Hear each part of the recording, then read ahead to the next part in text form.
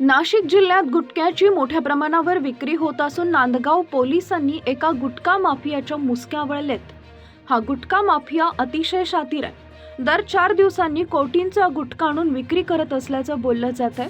हा गुटखा माफिया बेळगाव ते विंचूर पर्यंत गुटखा कसा आणतो हे शोधणं गरजेचं आहे।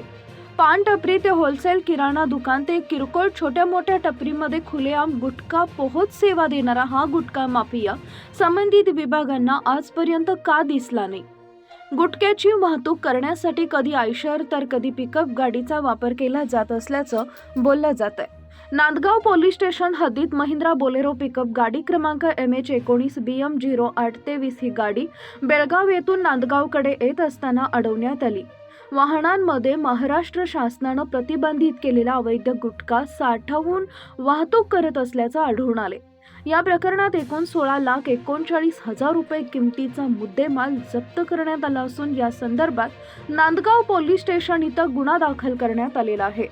सदर गुन्ह्यात निलेश दिलीप चंद बोथरा व महेश रमेश आहेर राहणार विंचूर तालुका निफाड जिल्हा नाशिक या दोघांवर गुन्हा दाखल करत त्यांना अटक करून न्यायालयात हजर केले असता न्यायालयानं 2 दिवसांची पोलीस कोठडी सुनावली असून पुढील तपास पोलीस निरीक्षक प्रीतम कुमार चौधरी यांच्या मार्गदर्शनाखाली पोलीस कर्मचारी संतोष बहाळकर दत्ता चौधरी करत आहेत।